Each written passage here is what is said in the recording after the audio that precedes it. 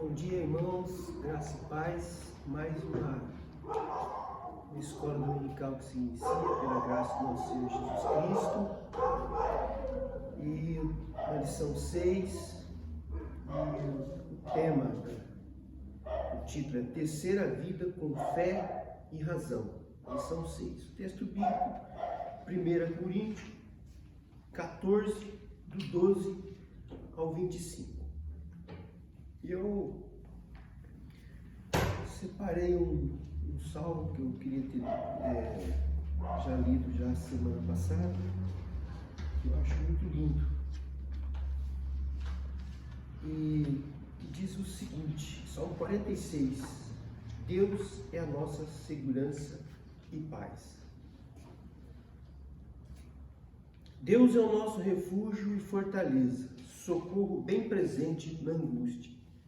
Pelo que não temeremos, ainda que a terra se mude, e ainda que os montes se projetem para o meio dos mares, ainda que as águas rujam e espumem, ainda que os montes se abalem pela sua braveza. Há um rio cujas correntes alegram a cidade de Deus, o lugar santo das moradas do Altíssimo. Deus está no meio dela, não será abalado. Deus a ajudará desde o raiar da alva. Bramam nações, reinos se abalam. Ele levanta sua voz e a terra se derrete. O Senhor dos exércitos está conosco. O Deus de Jacó é o nosso refúgio. Vinde, contemplai as obras do Senhor, as desolações que tem feito na terra. Ele faz cessar as guerras até os confins da terra. Quebra o arco e corta a lança. Queima os carros no fogo. Aquietai-vos e sabei que eu sou Deus, exaltado entre as nações. Sou exaltado na terra. O Senhor dos exércitos está conosco. O Deus de Jacó é o nosso refúgio. Senhor, meu Deus, em nome de Jesus, guarda nossas vidas em santidade, em paz, em fé, em esperança, no amor de nosso Senhor Jesus Cristo. Nos conceda a graça, meu Pai, de ouvir a sua santa palavra e que ela cresça, Senhor, nos nossos corações e produza frutos. Guarda nossas vidas, venha estar conosco, receba o nosso culto, nosso louvor, nossa adoração e aviva a sua obra, meu Pai, no meio dos anos. Aviva a tua obra hoje, meu Pai. Aquece nossos corações, enche-nos do teu Espírito, unge-nos com o óleo santo, o óleo de alegria. Nos dê a paz do nosso Senhor Jesus Cristo. Amém. Amém. Quero cantar um louvor ao nosso Senhor Jesus Cristo. É um hino bem antigo, que eu gosto muito. Aqui vê o que sai.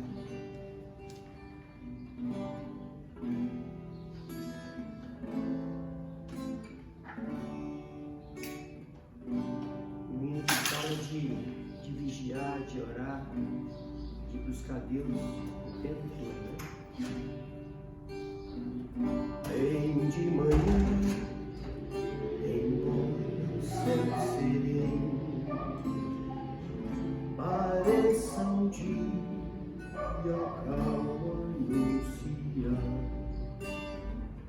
Vigia eu, meu coração pequeno, um temporal pode abrigar.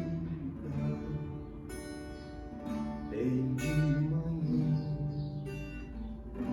sem cessar, vigia e orar.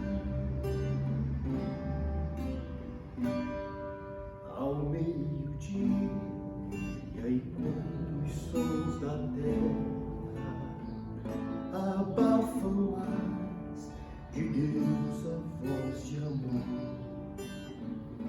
recorre a oração, evita a guerra, goza a paz com o Senhor. Bem de manhã e sem cessar vigiar e orar. Do dia ao fim, após os teus milagres, relembras bem sãos do celeste amor e contades prazeres e pesares, deixando em suas mãos a dor. Bem de manhã e sem cessar vigiar e orar, e sem cessar vigia cada instante que o inimigo ataca sem parar.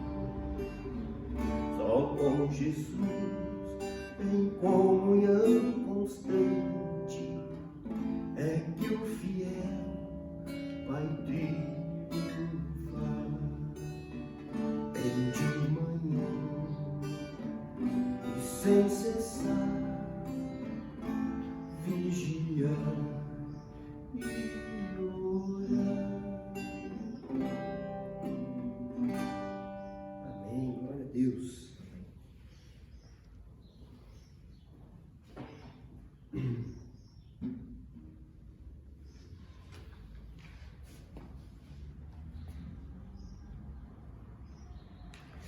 Irmãos, então vamos ler o texto de 1 Coríntios 14, do 12 ao 25. Aqui.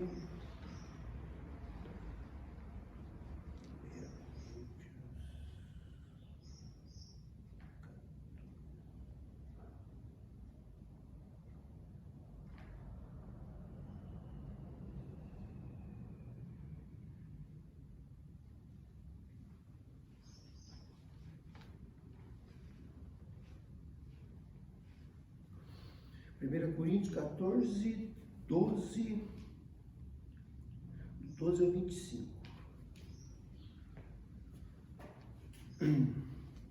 Assim também vós, já que estáis desejosos de dons espirituais, procurai abundar neles para a edificação da igreja. Por isso, o que fala em língua, ore para que possa interpretar. Porque se eu orar em língua, o meu espírito ora sim, mas o meu entendimento fica infrutífero.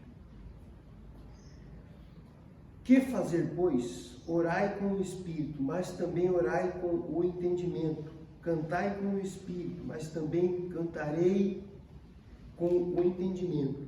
De outra maneira, se tu bendizeres com o espírito, como dirá o amém sobre a tua atuação de graça aquele que ocupa o lugar de dom, visto que não sabe o que dizes? Porque realmente tu dás bens às graças, mas o outro não é edificado. Dou graças a Deus que falo em línguas mais do que todos vós todos. Todavia, na igreja, eu antes quero falar 5 palavras com o meu entendimento, para que possa também instruir os outros, do que 10.000 palavras em línguas. Irmãos, não sejais meninos no entendimento, na malícia contudo, sede criancinhas, mas adultos no entendimento. Está escrito na lei, por homens de outras línguas e por lábios de estrangeiros, falarei a este povo, e nem assim me ouvirão, diz o Senhor. De modo que as línguas são um sinal, não para os crentes, mas para os incrédulos. A profecia, porém, não é um sinal para os incrédulos, mas para os crentes. Se, pois, toda a igreja se reunir num mesmo lugar, e todos falarem em línguas, e entrarem em doutos ou incrédulos, não dirão porventura que estáis loucos? Mas se todos profetizarem, e algum incrédulo ou indouto entrar, por todos é convencido, por todos é julgado. Os segredos do seu coração se tornam manifestos, e assim, prostrando-se sobre o seu rosto, adorará a Deus, declarando que Deus está verdadeiramente entre vós. Então, Paulo aqui ensinando que a fé e a razão caminhando junto, no culto, na nossa vida diária, né? É o que a revista, a lição 6, está nos colocando para refletirmos, para aprendermos a respeito da palavra de Deus, o que a palavra de Deus fala a respeito de fé e razão.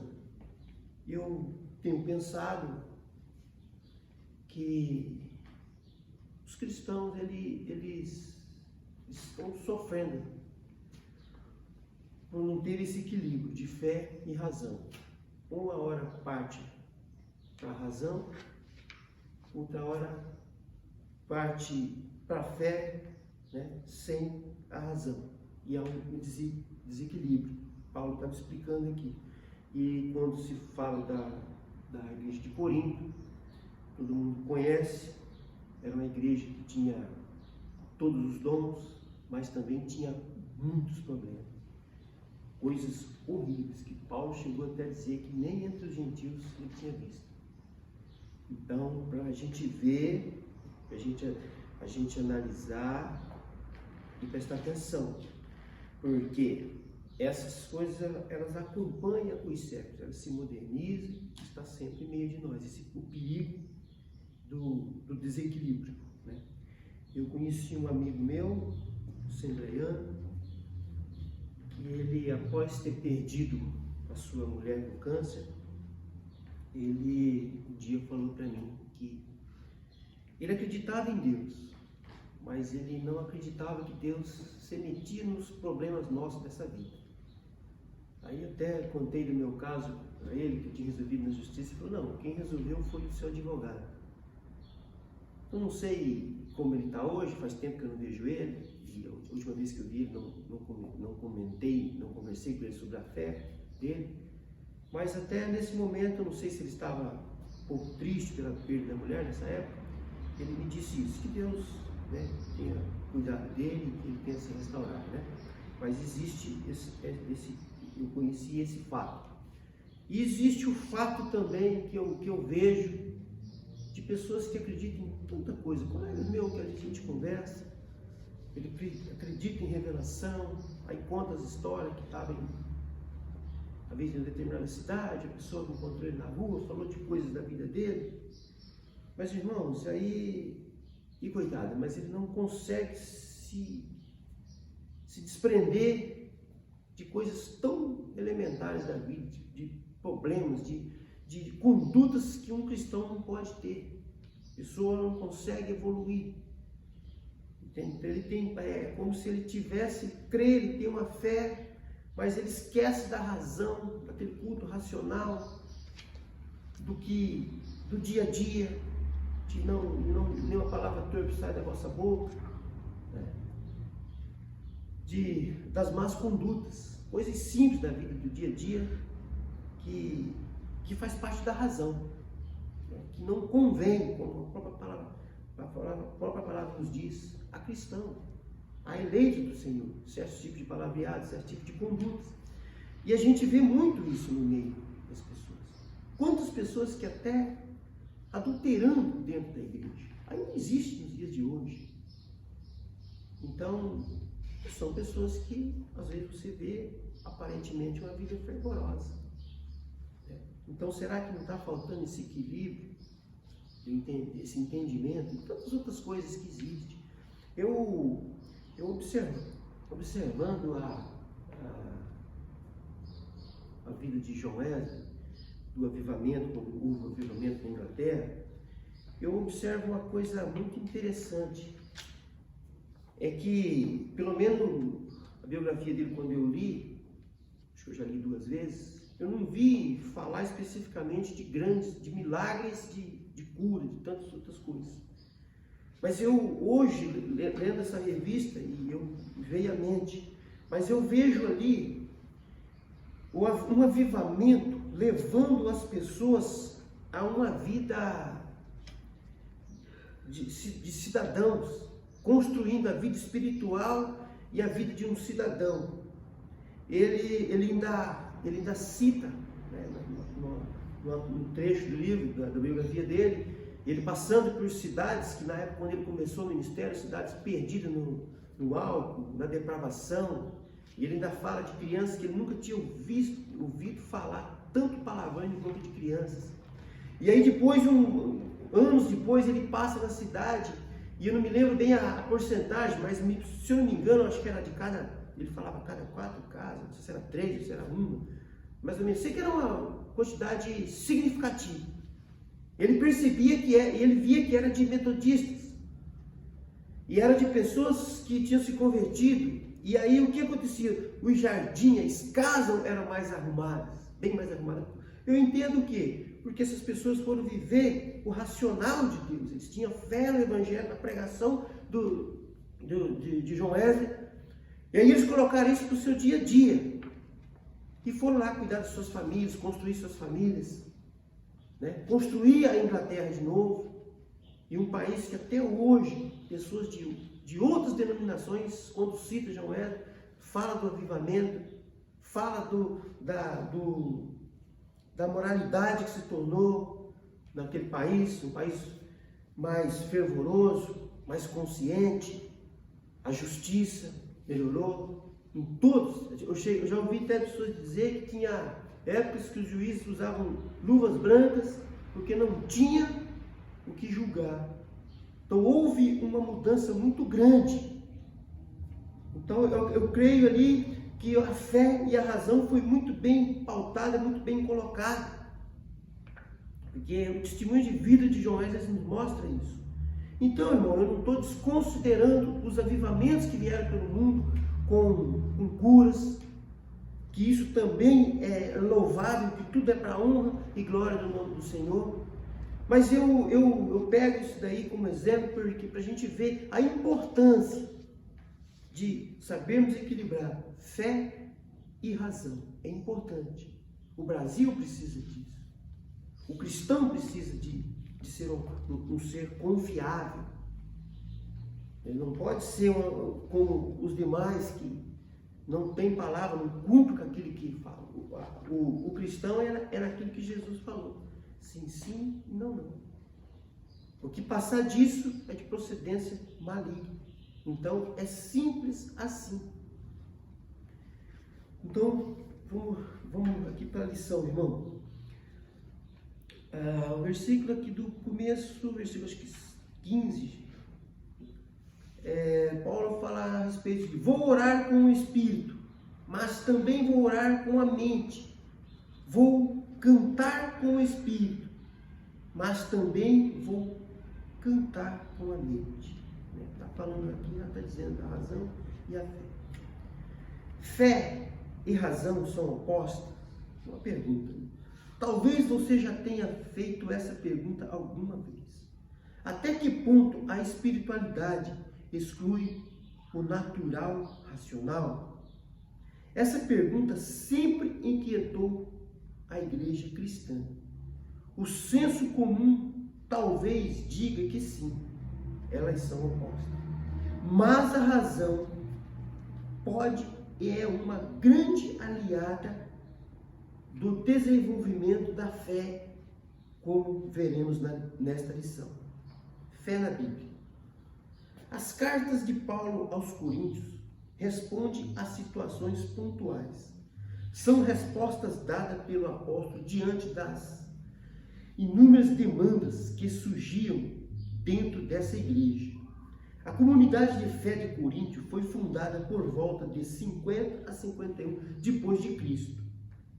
por cerca de 18 meses, Paulo se dedicou a pregar e a instruir esses iniciados e iniciadas na fé. O texto que relata é Atos 17, de 1 ao 17. Formada majoritariamente por pessoas pobres e escravas, a cidade de Corinto era uma das maiores do Império Romano. Após esse período de permanência, Paulo também se dedicou a cuidar dessa igreja por meio de suas correspondências. Muitos eram os problemas vividos por essa comunidade, dos quais podemos citar partidarismo, incesto, processos em tribunais comum entre irmãos da fé, falta de compromisso, conflito entre fracos e fortes, reivindicação das mulheres, incoerências nas celebrações da ceia, dúvidas em relação à ressurreição dos mortos, muitas dúvidas em relação aos dons. Quantos problemas, não é mesmo? Essa igreja se perderá em um labirinto de confusão. Hoje frisaremos a questão dos dons espirituais e os equívocos procedentes de sua má compreensão. O primeiro ponto destacado por Paulo é a respeito do propósito dos dons. Ele adverte que o seu objetivo principal é a edificação do corpo de Cristo e não o benefício pessoal. O objetivo dos membros deveria ser o aperfeiçoamento comunitário e não unicamente as manifestações dos dons. Assim também vós, visto que desejais dons espirituais, procurai progredir para a edificação da igreja. Em nenhum momento Paulo condena os dons. Muito pelo contrário, o apóstolo entende a necessidade deles para que a igreja seja fortalecida. O aspecto místico ou espiritual, por assim dizer, nunca foi excluído das falas de Paulo. Afinal, a fé é o movimento do sobrenatural para o natural, sendo o evangelho poder de Deus dado ao ser humano, né? Que relata lá em 1 Coríntios 1:18. Então, irmão, o que Paulo procura com essa carta é ensinar a respeito dos dons, mas a respeito da administração desses dons.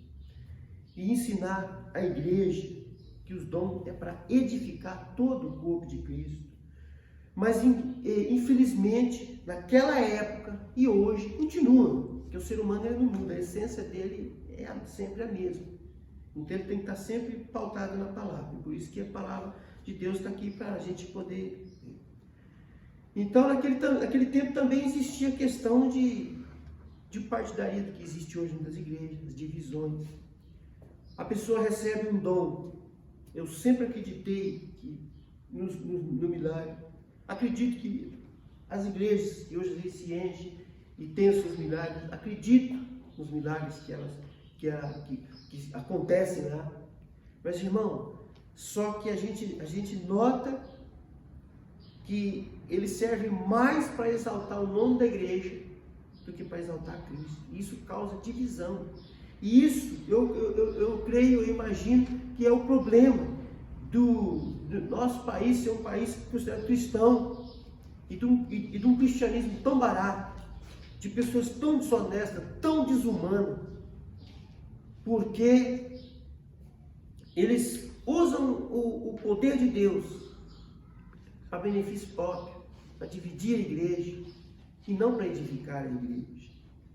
Facilmente, irmãos, a gente percebe se talvez um irmão começa a se destacar, com certeza um grupo já parte para o lado dele, irmão, e isso geralmente é prejudicial à igreja. Porque o ser humano ele é vaidoso, e o diabo sabe disso, o inimigo sabe disso. E tem tomado isso de assalto mesmo, e dividido a igreja. Porque naquela época também existia isso, eu sou de Paulo, né? Eu sou de Coríntios, eu sou de Apolo, outro, eu sou de Pedro. Já existia essa divisão. E Paulo combatia isso. E ele chegava até a dizer, para uns ele chegou a dizer que, olha, eu nem me lembro de ter batizado alguns de vocês, nem me lembro. Se batizar, aí ele acho que cita um ou dois lá, que nem ele se lembrava. Porque ele não queria roubar a glória de Deus. Ele não queria que ninguém fosse partidário dele, ele queria que fosse partidário de Cristo. Irmãos, e esses textos, o Coríntios, como toda a Bíblia, são textos que nós temos que estar familiarizados com eles, e sempre lendo, e sempre colocando a nossa razão para funcionar, olhando para nós mesmos, que a palavra de Deus também fala, examinar o homem a si mesmo, não é examinar o irmão, mas a si. Primeiro se examine a si. Será que eu não estou sendo partidário de Cristo? Será que eu não estou me envaidecendo? A gente tem que colocar à prova. Nós temos a razão para isso. Deus nos deu a razão. Mais adiante, né, num relato aqui de Joés, ele vai falar um pouco a respeito disso, da lâmpada. A razão, a lâmpada que Deus colocou nos nossos corações.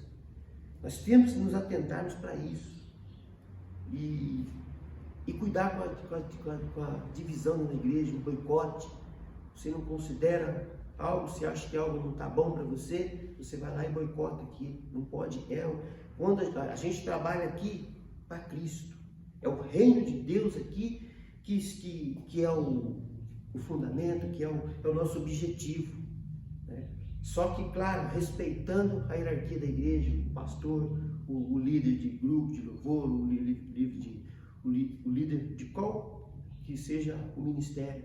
A gente sempre, porque a palavra de Deus nos ensina também a sermos reverentes um para com o outro, considerando um para com o outro, orando sempre, né?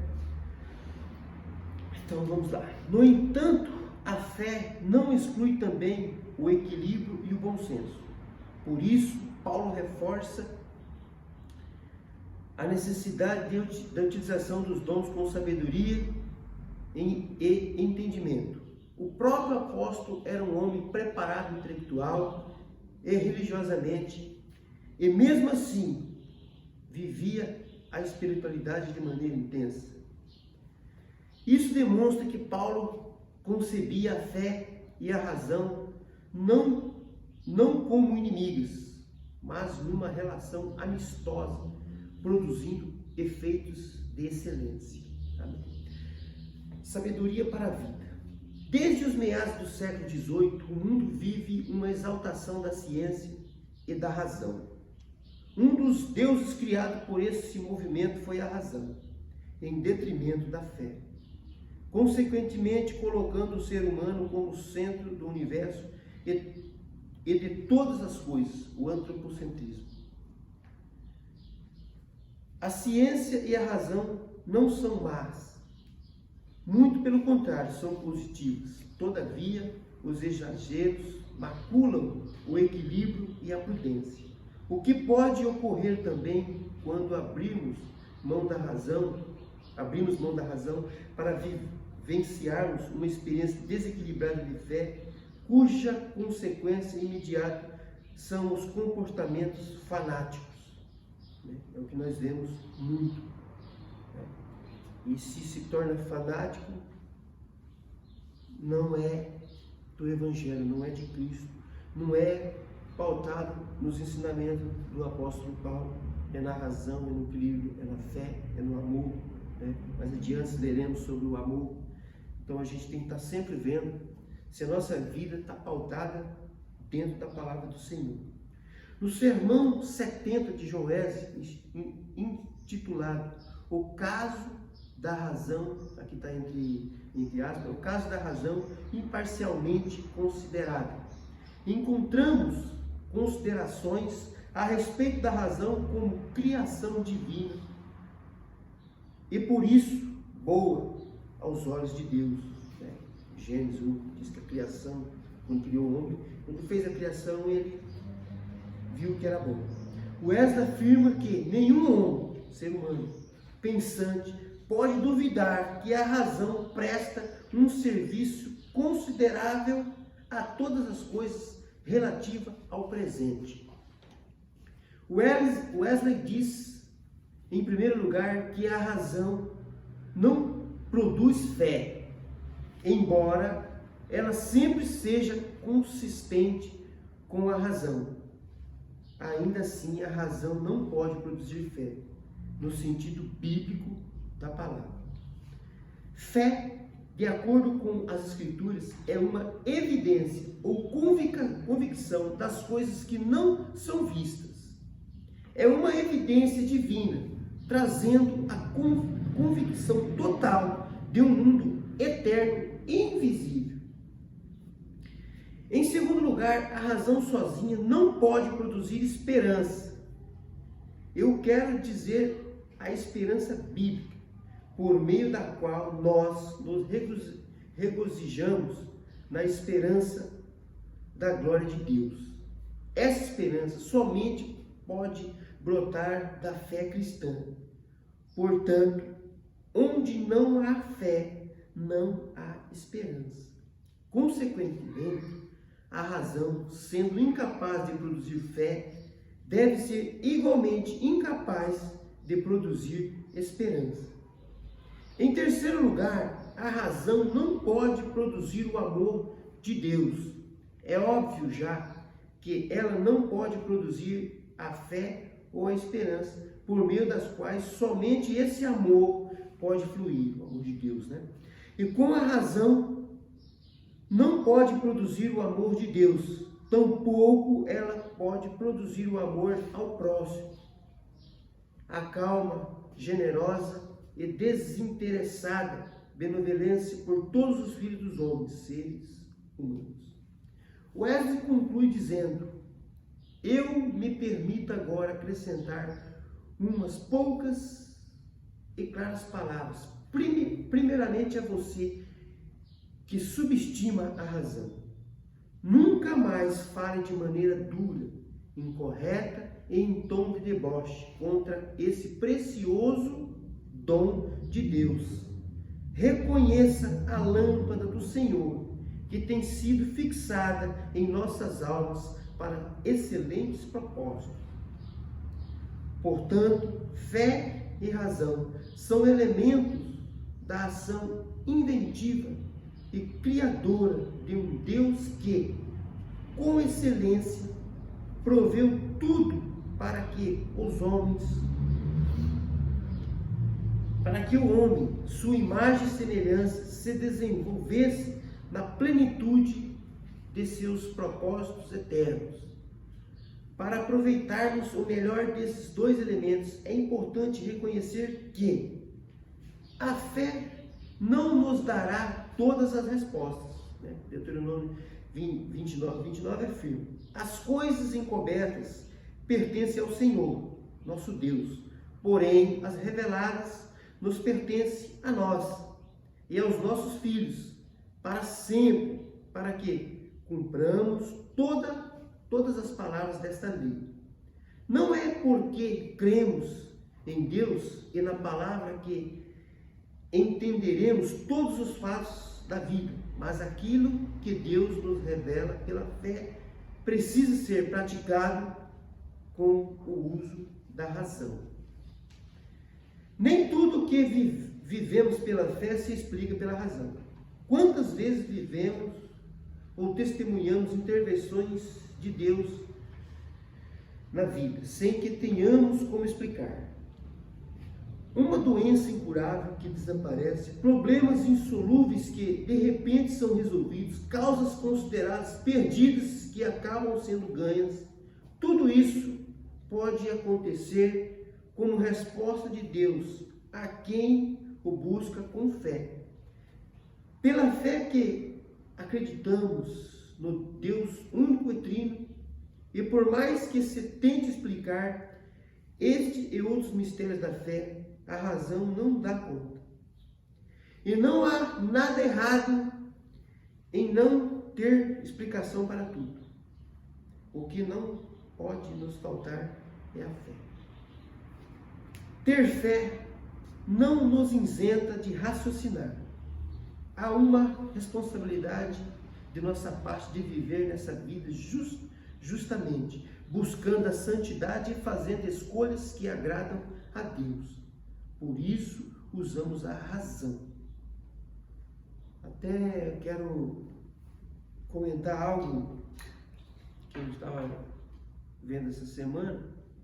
Tem um camarada, agora me esqueci o nome dele, teólogo, e ele às vezes ele conversa muito vai em debates com ateus e tal, e eu vi uma reportagem dele conversando uma entrevista dele conversando com o Jô.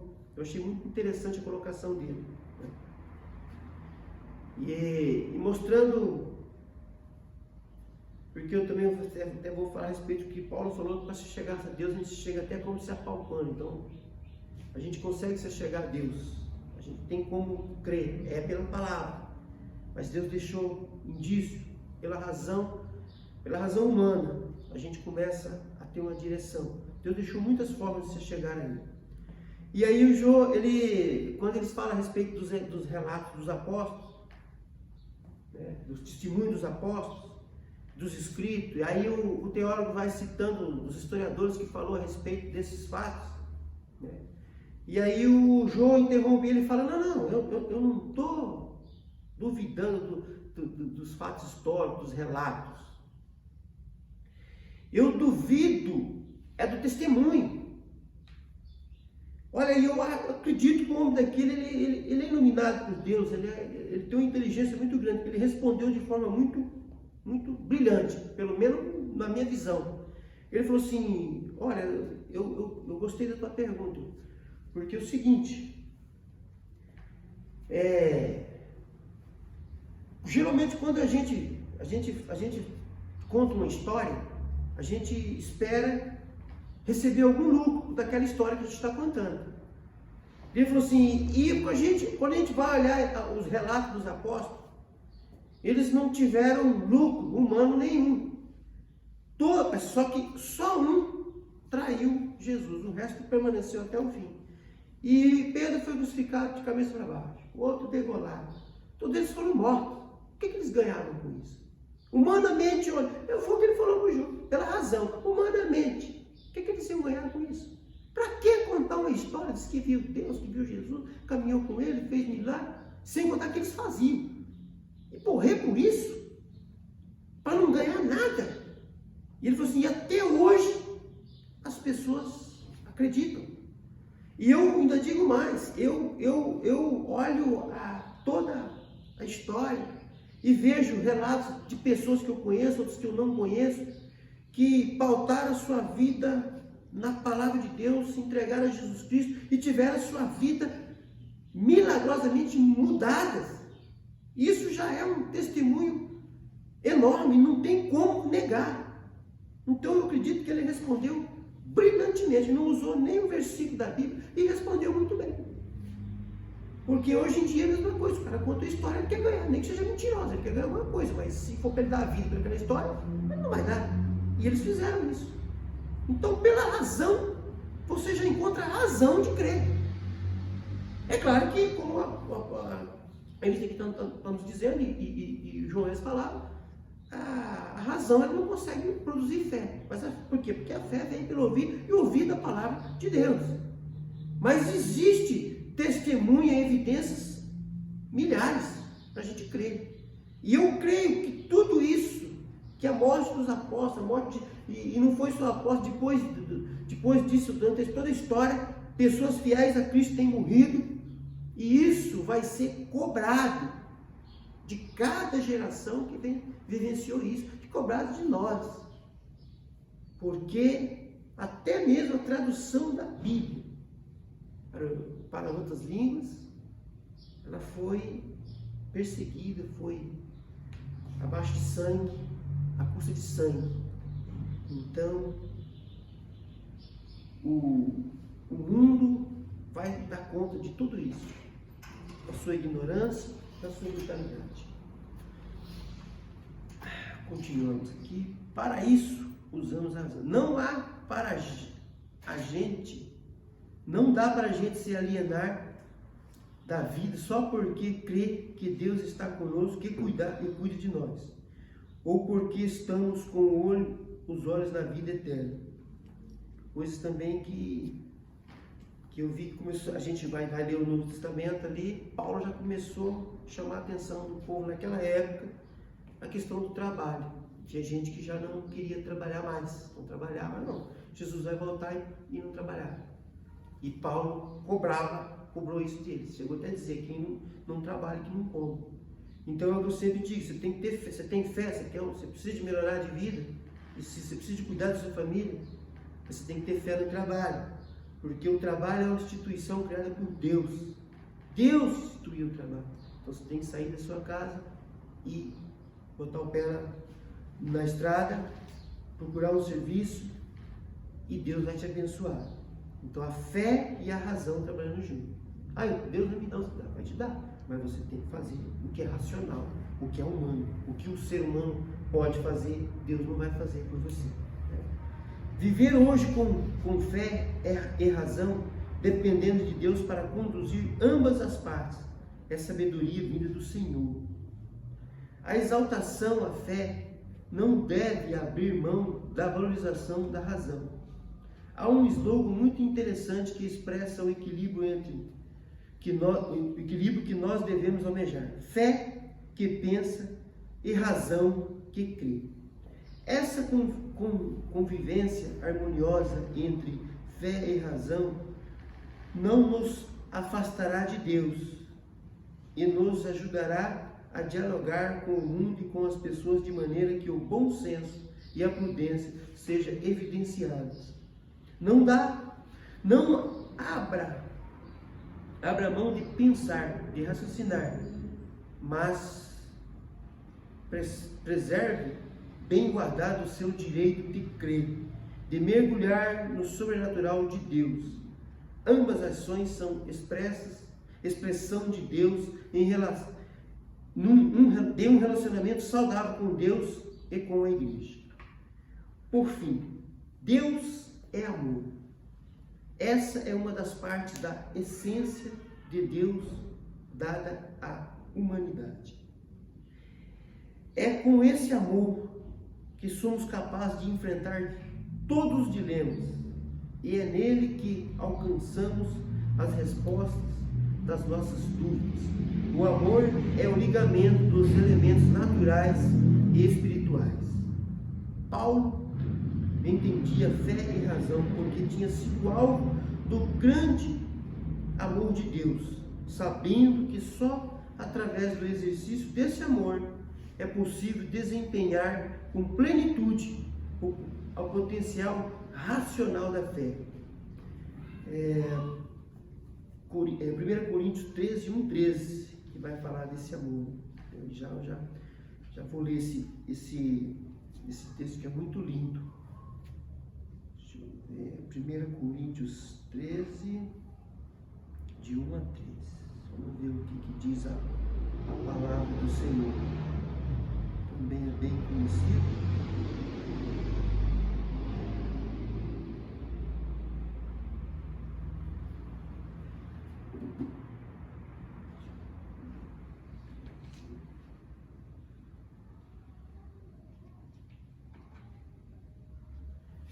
O amor que vem de Deus. Ainda que eu falasse a língua dos anjos e dos homens e dos anjos, e não tivesse amor, seria como metal que soa ou como o símbolo que retine. Ainda que eu tivesse o dom de profecia e conhecesse todos os mistérios e toda a ciência, e ainda que tivesse toda a fé, de maneira tal que transportasse os montes, e não tivesse amor, nada seria. Ainda que distribuísse todos os meus bens para o sustento dos pobres, e ainda que entregasse o meu corpo para ser queimado, e não tivesse amor, nada disso me aproveitaria. O amor é sofredor, é benigno. O amor não é invejoso.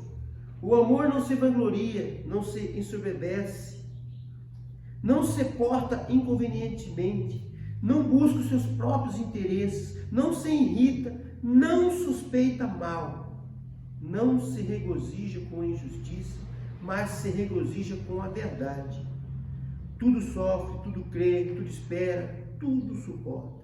O amor jamais acaba, mas havendo profecias, serão aniquiladas. Havendo línguas, cessarão, havendo ciência, desaparecerá. Porque em parte conhecemos e em parte profetizamos. Mas quando vier o que é perfeito, então o que é em parte será aniquilado. Quando eu era menino, pensava como menino. Mas logo que cheguei a ser homem, acabei com as coisas de menino. Porque agora vemos como por espelho, em enigma, mas então veremos face a face. Agora conheço em partes, mas então conhecerei plenamente, como também sou conhecido. Como também sou plenamente conhecido. Agora, pois, permanece a fé, a esperança, o amor. Esses três. Mas o maior desses é o amor. Aleluia. Glória a Deus. Sobre o valor do amor, veja a lição 23, que nós vamos ver, está bem longinho ainda, mas nós vamos chegar lá se Deus quiser. E a revista nos diz aqui: a juventude é geralmente a fase marcada pelo ingresso da vida universitária, espaço de grandes conflitos a respeito dessas duas realidades, né? Da fé e da razão. Portanto, que tenhamos a vida de Paulo e do próprio Wesley como exemplos positivos para a construção de uma relação favorável entre a fé e a razão. Então, se a gente seguir o conselho de Paulo, pautando a nossa vida no amor, né, sempre que a gente for fazer uma autoanálise, é bom a gente ler o 1 Coríntios 13, de 1 a 13, e ver se... eu venho, no meu caso, eu venho aqui todo domingo, passar a lição, compartilhar com os irmãos, aí eu tenho que pautar, é pelo amor? O louvor que eu desejei cantar era para Cristo? Eu estou me envaidecendo? Se está envaidecendo, não é pelo amor. Se não é pelo amor, não tem valor. E aqui, pelo que Paulo está falando, muitas coisas podem ser feitas sem amor. Mas só o amor constrói o que é eterno. Foi o amor de Cristo que, derramado naquela cruz, se derramou sobre os apóstolos. 2000 anos se vem e eu estou aqui. Porque eu sou fruto desse amor, do amor de nosso Senhor Jesus Cristo, da fé dos apóstolos. E nós precisamos passar isso adiante. É por isso que eu estou aqui. Porque eu sou fruto desse amor. E eu tenho que falar desse amor. Eu tenho que ajudar na causa do Senhor. E tem que ser por amor. Não pode ser de qualquer jeito e com outra intenção. A intenção, por isso que eu estou aqui. Eu creio no amor de Cristo e creio que tudo aquilo que você faz por amor à causa, por responsabilidade à causa e colocando a razão também. A gente tem um entendimento que Deus instituiu a igreja e eu faço parte dessa igreja, então eu tenho que colaborar. Eu tenho essa convicção. E nessa convicção, nesse amor, eu procuro manter a fé. Agora eu vou deixar a pergunta aqui, né? Como a nossa dinâmica agora é diferente, estamos online, né? Mas a pergunta da revista é: como é possível conciliar fé e razão? Quais os benefícios desta conciliação? E aí, os irmãos pensam cada um, né? Aí, junto, cada um na sua casa, cada um consigo mesmo, a respeito dessa pergunta.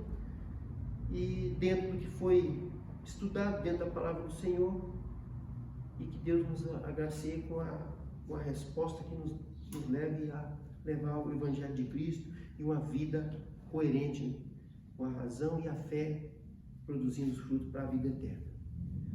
Senhor meu Deus, guarda nossas vidas em amor, em fé, em esperança, e que a fé e a razão estejam conosco todos os dias, para que nós possamos ser pessoas dignas da vocação para a qual fomos chamados, sendo luz, sal da terra e luz do mundo, para uma geração incrédula.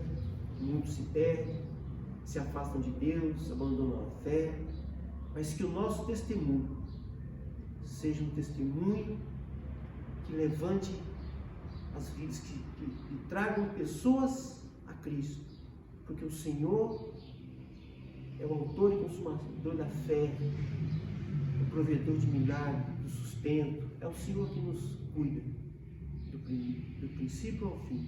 Guarda nossas vidas, nos livre do mal. Nos dê uma boa semana. Em nome de Jesus. Amém.